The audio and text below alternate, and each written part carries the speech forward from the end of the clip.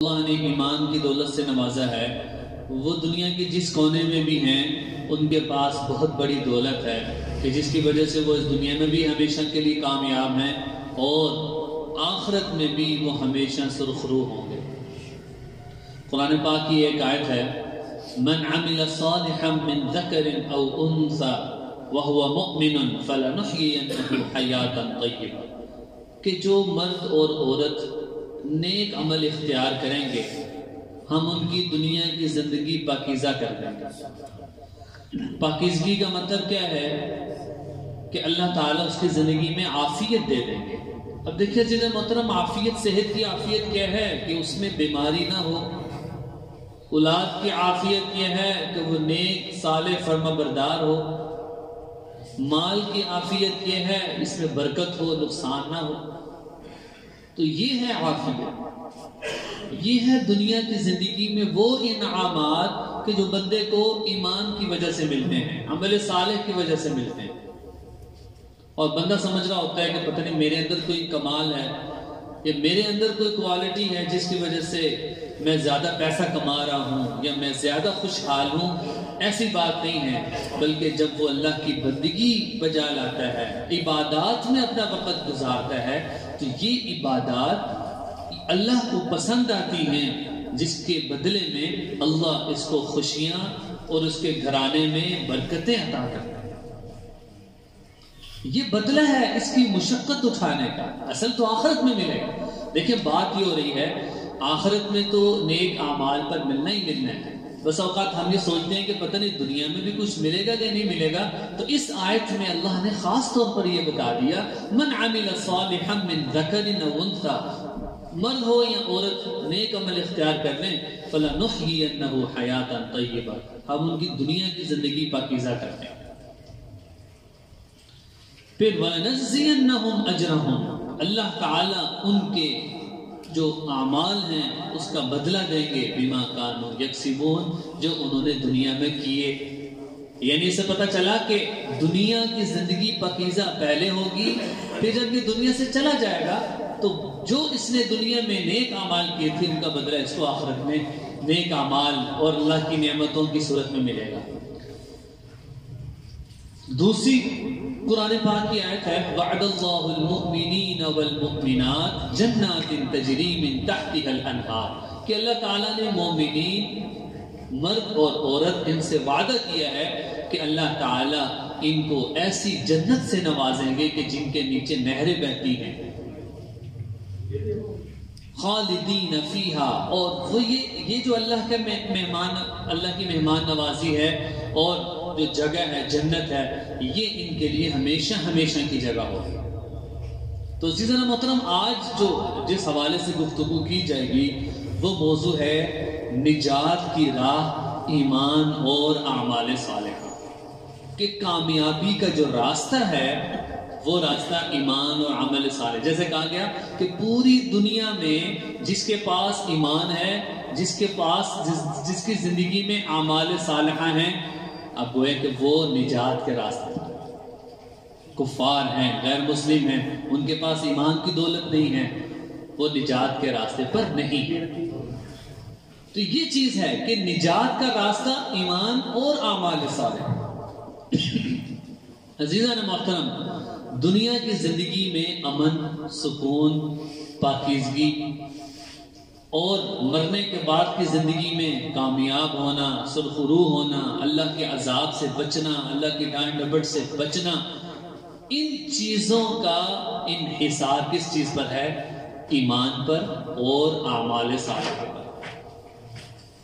یعنی اس کا مطلب یہ ہے کہ اگر ایمان اور اعمال صالحہ موجود ہیں تو یہ دو چیزیں ایسی ہیں جو دنیا میں بھی سرخرو کامیاب کر سکتی ہیں اور کامیاب رہے گا، اور آخرت میں بھی ہمیشہ کی شرمندگی سے، کہ جب وہ لوگ اپنے پسینے میں شرابور ہوں گے کہ جو اللہ کی یاد سے غافل ہو چکے ہوں گے۔ لیکن قرآن پاک کی ایک آیت ہے، وَمَنْ أَعْرَضَ، اکثر لوگوں نے اپنی دیوار پہ لکھ کے لگایا ہوتا ہے، وہ اکثر مساجد میں لکھا ہوتا ہے، وَمَنْ أَعْرَضَ عَنْ ذِكْرِي فَإِنَّ لَهُ مَعِيشَةً ضَنْكًا، جس نے میری یاد سے، میرے ذکر سے اعراض کیا، فإن له معیشۃ ضنکا، میں اس کی دنیا کی زندگی تنگ کر دوں گا.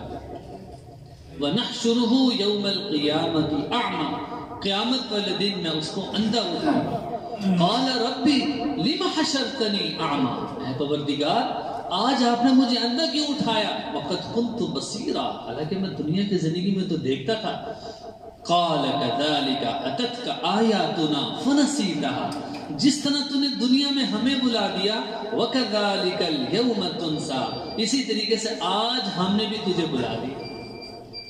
تو پتہ چلا کہ دنیا کی زندگی میں کامیابی اور امن کے لیے اور آخرت میں ہمیشہ کے سرخرو اور خوشی اور اللہ کی خوشنودی کے لیے کیا بنیادی چیزیں ہیں؟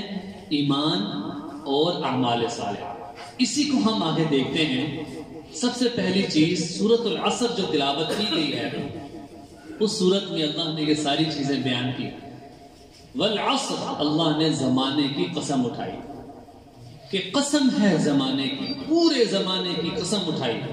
ان الانسان لفی خسر، کہ بے شک انسان خسارے میں ہے، یعنی انسان راہ نجات پر نہیں ہے، وہ کبھی نجات حاصل نہیں کر سکتا. دنیا کی تمام نعمتوں کے باوجود، تمام آرائشوں کے باوجود اور جتنی بھی سہولیات کے باوجود سب لوگ خسارے میں ہیں. آگے چار چیزوں کو اللہ تعالی نے بنیادی طور پر اصول بنا کر ذکر فرمایا کہ الا الذین، الا آتا ہے ماں قبل کی نفی کے لیے کہ نہیں وہ خسارے میں نہیں ہیں. کون؟ جو سب سے پہلے الا الذین آمنوا، جو ایمان لے کر آئے. جو گویا کہ ایمان لانا یہ بنیادی چیز ہے دنیا میں کامیابی اور آخرت کی خوشنودی اور اللہ کی رضا کے لیے. اور دوسری چیز کیا بیان کی؟ وَعَمِلُ الصَّالِحَاتِ، صرف ایمان لانا کافی نہیں ہے بلکہ ایمان لانے کے ساتھ ساتھ اعمال صالحہ بھی ضروری ہیں. ایمان والے بہت موجود ہیں لیکن اعمال صالحہ کی توفیق اللہ خاص اپنے قریبی بندوں کو دیتے ہیں. وَتَوَاصَوْا بِالْحَقِّ، وہ حق کی تبلیغ کرتے ہیں. وَتَوَاصَوْا بِالصَّبْرِ، وہ صبر کی تلقین کرتے ہیں.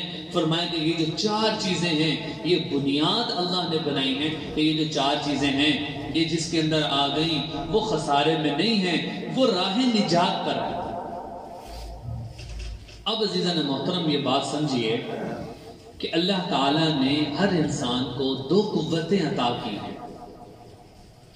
ایک ہے قوت عمل، پہلی ہے قوت علم، دوسرے ہے قوت عمل. قوت علم اور قوت عمل. اچھا اس کا کیا مطلب ہے؟ دیکھیں قوت علم کس کو کہتے ہیں؟ میں اور آپ الحمدللہ اللہ نے ہمیں مسلمان بنایا، ہم سب اللہ پر ایمان لے کر آئے. اور ہم جب چھوٹا بچہ 5 سال کا جب پڑھنے جاتا ہے ہم اس کو کیا پڑھاتے ہیں؟ آمنت باللہ وملائکتہ وکتبہ ورسلہ والیوم الآخر والقدر خیرہ وشرہ من اللہ تعالی والبعث بعد الموت. اس کو ترجمہ نہیں آتا اس کا لیکن وہ یاد کر رہا ہوتا ہے، اقرار کر رہا ہوتا ہے.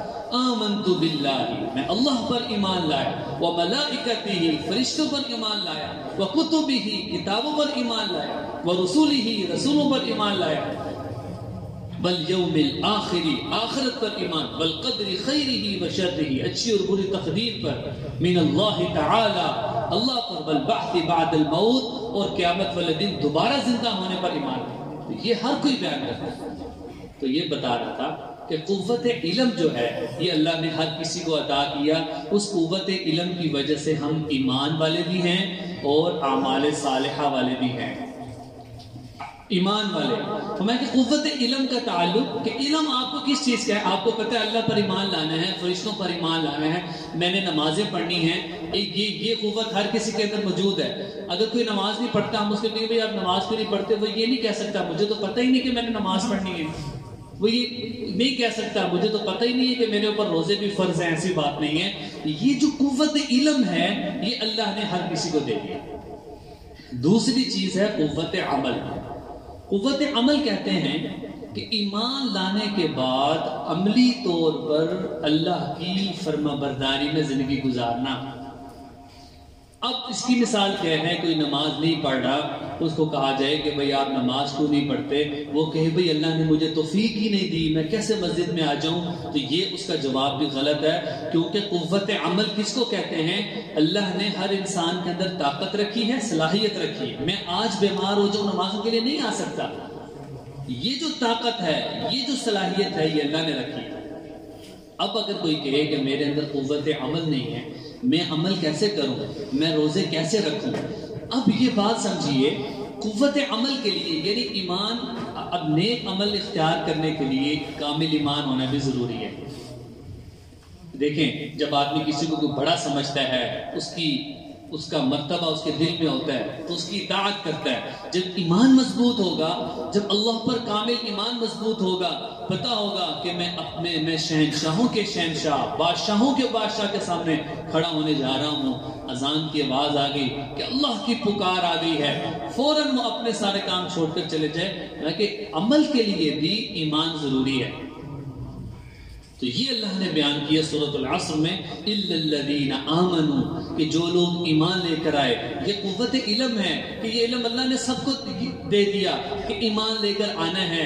ہاں، اب جو نیند لے کر آتا وہ راہ نجات پر نہیں ہے۔ اور دوسرا وعمل الصالحات، نیک عمل کرنے ہیں۔ اب جو ایمان والا ہے اس کو اس بات کا بھی ادراک ہو گیا، اللہ نے اس کو یہ بھی علم دے دیا کہ اس نے اپنی عمل سے اور اپنے کردار سے اس نے اللہ تعالیٰ کی اطاعت کرنی ہے اور رسول اللہ صلی اللہ علیہ وسلم کی فرما برداری میں اپنی زندگی گزارنی ہے۔ اور دوسری چیز کیا ہے؟ پہلی چیز تو سورۃ العصر میں جو بنیادی چیزیں، دوسری چیز توحید ہے۔ توحید کس کو کہتے ہیں؟ اللہ تعالیٰ کی ذات اور صفات کے ساتھ اللہ پر کامل ایمان لانا، کہ نہ اللہ کی ذات میں کسی کو شریک کرنا ہے، نہ اللہ کی صفات میں کسی کو شریک کرنا ہے۔ ذات اور صفات میں اللہ اکیلے ہیں، اللہ وحدہ لا شریک ہے۔ قل هو اللہ احد، کہہ دیجئے اللہ ایک ہیں، اللہ الصمد، اللہ بے نیاز ہیں، لم یلد ولم یولد، نہ اس کو کسی نے جنا نہ وہ کسی سے جنا گیا، ولم یکن لہ کفوا احد، اللہ کا کوئی ہمسر شریک نہیں۔ تو پتہ چلا اللہ وحدہ لا شریک ہیں۔ اور اگر کوئی اللہ کی ذات و صفات میں شریک کرتا ہے تو میں کہ وہ اللہ کو قابل قبول نہیں ہے۔ قرآن پاک کی آیت ہے، ان اللہ لا یغفر ان یشرک بہ ویغفر ما دون ذلک لمن یشاء، کہ اللہ تعالی شرک کو معاف نہیں کریں گے، شرک کو، باقی اللہ جس گناہ کو چاہے معاف فرما دیں گے۔ تو پتہ چلا کہ یہ جو شرک ہے یہ بنیادی گناہ ہے کہ جو اللہ تعالیٰ نے اس کی بخشش نہیں رکھی، ماں سوا یہ کہ آدمی رو دھو کر اللہ سے پکی توبۃ نصوحا، پکی ٹھکی توبہ نہ کر لے، اس وقت تک یہ جو گناہ ہے یہ اس کا معاف نہیں ہو سکتا۔ عثمان بن عفان رضی اللہ عنہ سے ایک روایت ہے، فرماتے ہیں رسول اللہ صلی اللہ علیہ وسلم نے فرمایا، انی اعلم کلمۃ یقول عبد حقا من قلبہ، کہ میں ایک کلمہ ایسا جانتا ہوں کہ جب بندہ اس کو اپنے دل سے اس کی تصدیق کرتے ہوئے کہے گا تو اللہ اس کے گناہوں کو معاف فرما دیں گے، دخل الجنہ، اور اللہ اس کو جنت میں بھی داخل کر دیں گے۔ وہ کلمہ طیبہ لا الہ الا اللہ ہے۔ پھر اسی طرح دوسری روایت حضرت ابو ہریرہ رضی اللہ عنہ سے ہے، فرماتے ہیں لا یعط اللہ بها الا دخل الجنہ، کہ جو کوئی بھی ایسا نہیں ہے کہ جو لا الہ الا اللہ کی گواہی دے دے اور وہ جنت میں داخل نہ ہو۔ یہ ہے توحید کہ اللہ پر کامل ایمان لے کر آ گیا۔ اور ایک اور روایت ہے حضرت ابو ہریرہ رضی اللہ عنہ سے روایت ہے کہ ایک دیہاتی آ گیا رسول اللہ صلی اللہ علیہ وسلم کی خدمت میں، اور آپ صلی اللہ علیہ وسلم کے پاس آ کر کہنے لگا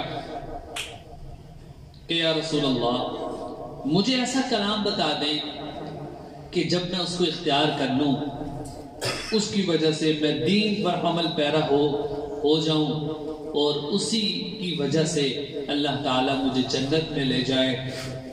آپ صلی اللہ علیہ وسلم نے اس کو جو باتیں بتائیں ان میں سے ایک یہ تھا کہ تم بندگی اختیار کرو، اللہ کی توحید کا اقرار کرو اور نماز قائم کرو، زکوٰۃ ادا کرو۔ یعنی جو بنی الاسلام علی خمس، رسول اللہ صلی اللہ علیہ وسلم نے یہ پانچوں چیزیں اس کو بتائیں، اور وہ کہنے لگا کہ واللہ میں ان باتوں کو یاد رکھوں گا اور جتنا ممکن ہو سکا میں اس پر عمل کروں گا۔ تو عزیزانا محترم یہ چیز تھی کہ ایمان اور توحید کے جب اس کو اختیار کرے گا تو اللہ اس کو کامیاب کریں گے۔ معاذ بن جبل رضی اللہ عنہ سے ایک روایت ہے، فرمایا من کان آخر کلامہ لا الہ الا اللہ دخل الجنہ، کہ جس شخص کا آخری کلام لا الہ الا اللہ ہو وہ جنت میں داخل ہو گیا۔ اور ایک اور روایت میں کہ جس کا اول کلمہ لا الہ الا اللہ ہو اور جس کا آخری کلمہ لا الہ الا اللہ ہو تو اللہ تعالیٰ اس کے سب درمیان کے گناہوں کو معاف فرما دیں گے۔ تو عزیزاً محترم دوسری چیز کیا ہے؟ راہ ہدایت میں اور نجات کے راستے میں اطاعت رسول ہے۔ دیکھیں ایک توحید ذکر کی تو توحید کے ساتھ ساتھ رسالت کو ذکر کرنا بھی نہایت ضروری ہے کہ اللہ تعالیٰ کی ذات کے ساتھ میں آمنت باللہ وملائکتہ، اور تیسرے پر آتا ہے ورسلی، کہ سب فرشتوں پر ایمان لانا یہ بھی ضروری ہے، ورسلی، اور رسول کی اطاعت کرنا اور رسول اللہ صلی اللہ علیہ وسلم پر کامل ایمان رکھنا، ان کو آخری نبی ماننا اور یہ عقیدہ رکھنا کہ آپ صلی اللہ علیہ وسلم خاتم النبیین ہیں، آپ کے بعد کوئی نبی پیدا نہیں ہوگا۔ اگر کوئی دعویٰ کرے تو وہ دجال ہے، وہ جھوٹا کذاب تو ہو سکتا ہے لیکن وہ اپنے دعوے میں کبھی بھی سچ نہیں ہو سکتا۔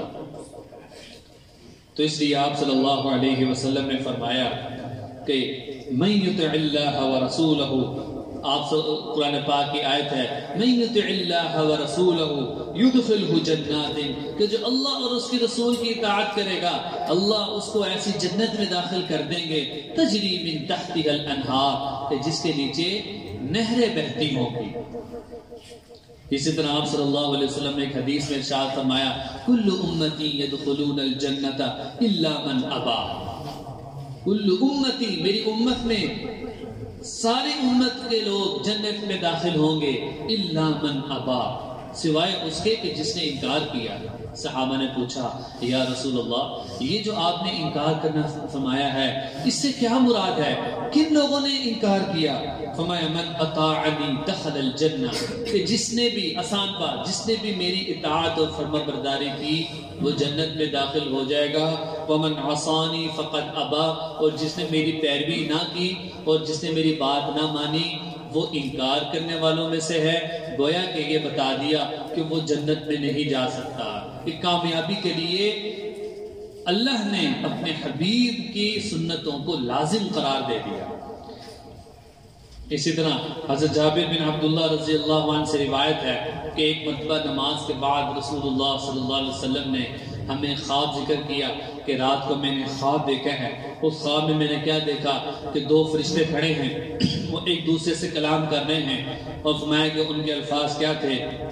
من اطاع محمد فقد اطاع اللہ، جس نے رسول اللہ صلی اللہ علیہ وسلم کی اطاعت کی گویا کہ اس نے اللہ ہی کی اطاعت کی۔